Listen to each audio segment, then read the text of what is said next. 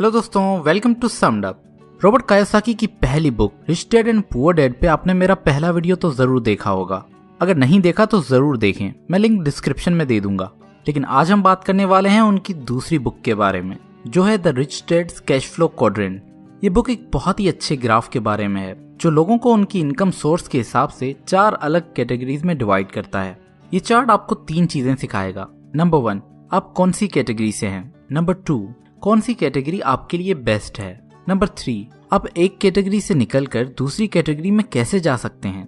साथ ही इस वीडियो को पूरा जरूर देखें, क्योंकि इस वीडियो के एंड में मैं आपसे शेयर करूंगा मेरी कैटेगरी और मेरे आगे के प्लान्स। तो चलिए जल्दी से शुरू करते हैं।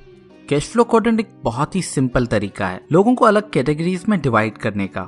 आप किस कैटेगरी में हैं ये डिपेंड करता है आप पैसा कहां से कमा रहे हैं, आपका इनकम सोर्स क्या है। ये 4 यूनिक कैटेगरीज हैं। E for employ, S for small business and self employed, B for big business और आखिरी I फॉर इन्वेस्टर। हम में से हर कोई कम से कम एक कैटेगरी में तो जरूर आता है, लेकिन शर्त यह है कि आप कुछ ना कुछ कमा रहे हो। अगर आप एक स्टूडेंट हैं तो आप फ्यूचर में क्या करने वाले हैं उस हिसाब से अपनी कैटेगरी देख सकते हैं। एक इंसान किसी भी टाइम एक से ज्यादा कैटेगरीज में हो सकता है। इन 4 में से कोई भी कैटेगरी आपको फाइनेंशियल फ्रीडम दिला सकती है, लेकिन बी और आई कैटेगरी की स्किल्स आपको जल्द से जल्द इस गोल तक पहुंचा सकती हैं। अक्सर सेम कैटेगरी में आने वाले लोगों की सोच सेम होती है, इसलिए अपनी कैटेगरी बदलने का मतलब है कि अपनी सोच बदलना। हम सब पैसे के मामले में अलग तरह से रिएक्ट करते हैं। जहां कुछ इंसान सिक्योरिटी पसंद करते हैं, वहीं कुछ फ्रीडम। अगर हम कैश फ्लो क्वाड्रेंट के लेफ्ट साइड से शुरू करें तो पहले आता है ई यानी एम्प्लॉय। ये लोग जॉब करते हैं और हर महीने इनकी इनकम सैलरी से आती है। ये लोग अपनी बातों में सिक्योर, स्टेबल, बेनिफिट्स जैसे वर्ड ज्यादा यूज करते हैं। इन्हें एक डर लगा रहता है, अनस्टेबिलिटी का डर। इन्हें ये सेफ्टी चाहिए होती है कि हर महीने के एंड में एक फिक्स पेमेंट इनके अकाउंट में आ जाए। साथ ही और बेनिफिट्स जैसे हेल्थ इंश्योरेंस, पेंशन इन्हें और सिक्योरिटी देती है। एक एम्प्लॉय सीईओ से लेकर एक पियोन तक हो सकता है। ये डिपेंड नहीं करता कि उसकी पोजीशन क्या है। उन सब में एक चीज कॉमन होती है, वो है उनकी फिक्स सैलरी। ये लोग अपना टाइम ट्रेड करते हैं पैसा कमाने के लिए। नंबर 2 है एस, स्मॉल बिजनेस या सेल्फ एम्प्लॉयड। ये वो लोग हैं जो अपने बॉस खुद बनना चाहते हैं। एक सेल्फ एम्प्लॉयड कभी भी नहीं चाहता कि उसकी इनकम किसी और पे डिपेंड करे। एस यही चाहता है कि अगर वो ज्यादा हार्डवर्क करे तो उसे ज्यादा पैसा मिले। वो नहीं चाहते कि कोई और उनकी कमाई को डिक्टेट करे। साथ ही उन्हें ये भी पता होता है कि अगर वो हार्डवर्क नहीं करेंगे तो उन्हें ज्यादा पैसा नहीं मिलेगा। इस ग्रुप में आपको काफी एजुकेटेड डॉक्टर्स और लॉयर्स मिलेंगे जो अपनी क्लिनिक या अपना ऑफिस चलाते हैं। इस ग्रुप के लोगों के लिए पैसा सब कुछ नहीं होता। उनका फ्रीडम या अपने तरीके से काम करना ज्यादा इम्पोर्टेंट है। इन्हें ये लगता है कि वो ही सब काम बेस्ट कर सकते हैं, इसलिए इन्हें दूसरे लोग हायर करने में और काम को डेलीगेट करने में मुश्किल होती है। ये लोग भी अपना टाइम ट्रेड करते हैं पैसे के लिए। बी फॉर बिग बिजनेस, ये लोग ऑपोजिट हैं एस के। एक सच्चा बी अपना काम दूसरों से करवाना पसंद करता है। बी वालों का एक ही मंत्र है, वो काम खुद क्यों करें जो कोई और उनके लिए ज्यादा अच्छा कर सकता है। हेनरी फोर्ड जैसे लोग इस कैटेगरी में आते हैं। ये लोग ऐसा सिस्टम बनाते हैं जहां दूसरे स्किल लोग मिलकर इनके लिए काम करते हैं। एस और बी में बस इतना ही फर्क है। जब एक बी अपना बिजनेस छोड़ के 1 साल चला भी जाए तो वापस आकर उसे अपना बिजनेस पहले से भी ज्यादा अच्छा मिलेगा। लेकिन अगर एक एस अपना काम छोड़कर जाए तो वो वापस आकर खत्म हो चुका होगा। सिंपल डिफरेंस ये है कि एस सेल्फ एम्प्लॉयड है, यानी वो अपनी जॉब ऑन करता है, वहीं बी एक सिस्टम ऑन करता है और लोगों को लीड करता है। Number 4, I for investor. ये प्लेग्राउंड है अमीर लोगों का। इन्हें खुद काम करने की जरूरत नहीं होती, क्योंकि इनका पैसा इनके लिए काम करता है।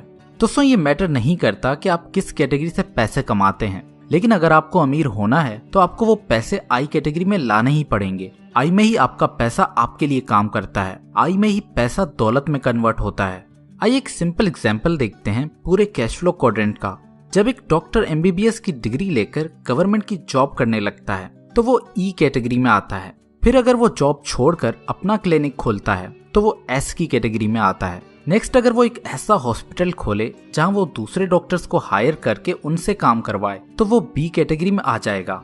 और आखिर में अगर वो ई, एस या बी से पैसा सेव करके उन्हें बॉन्ड, रियल एस्टेट या स्टॉक एक्सचेंज में इन्वेस्ट करे तो वो आई कैटेगरी में आ जाता है। ज्यादा अमीर होने वाले लोग अपना 70% पैसा आई से बनाते हैं, वहीं मिडिल क्लास अपना 80% पैसा ई या एस से बनाती है। बी और आई वाले लोग कम काम करके भी ज्यादा पैसा कमाते हैं। दोस्तों, अगर हम दौलत को डिफाइन करें तो दौलत क्या होती है? दौलत वो टाइम है जो आप बगैर काम किए गुजार सकते हैं, बगैर अपना लिविंग स्टैंडर्ड गिराए। फॉर एग्जाम्पल, अगर आपका महीने का खर्चा 50,000 है और आपने 2 लाख रुपए सेव किए हैं तो आपकी दौलत सिर्फ 4 महीने की है। इस तरह दौलत टाइम में मेजर होती है। जब आप अपनी पूरी जिंदगी बगैर काम किए गुजार सकते हैं उसे हम फाइनेंशियल फ्रीडम कहते हैं।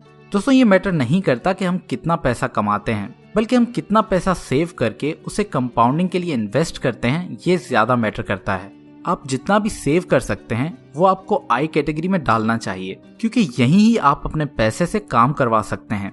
दुनिया में ज्यादातर लोग ई या एस यानी लेफ्ट साइड से ही बिलोंग करते हैं, क्योंकि हमारे स्कूल और घर वाले हमें लेफ्ट साइड के लिए ही ट्रेन करते हैं। इसलिए ज्यादातर लोग डर और लैक ऑफ नॉलेज की वजह से कभी रिस्क ही नहीं लेते, फिर भले उन्हें रिटर्न में कुछ भी मिल रहा हो। रिस्क की बेसिस पे 4 अलग किस्म के लोग होते हैं। पहले, रिस्क अवर्स। ये लोग रिस्क अवॉइड करते हैं, अपना पैसा बैंक या गोल्ड में ही रखते हैं।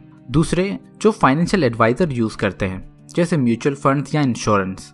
तीसरे, गैम्बलर्स, जो इन्वेस्टिंग को बस चांस का गेम समझते हैं। और चौथे हैं इंटेलिजेंट इन्वेस्टर्स, जो इन्वेस्टिंग को नॉलेज और स्किल की गेम समझते हैं। आई क्वाड्रेंट पे आने के लिए आपके पास 2 रास्ते हैं। अगर आपको इन्वेस्टिंग के बारे में बिल्कुल भी नॉलेज नहीं है तो आपको एक अच्छा फंड मैनेजर ढूंढ के उसके म्यूचुअल फंड में इन्वेस्ट करना चाहिए। लेकिन अगर आपको इन्वेस्टिंग में इंटरेस्ट है तो आप वैल्यू इन्वेस्टिंग के बारे में पढ़ना और सीखना शुरू करें और साथ ही स्टॉक मार्केट में इन्वेस्ट करके उसे प्रैक्टिस करें। दोस्तों, अगर आप अभी ई या एस क्वाड्रेंट में हैं तो आपको क्या करना चाहिए?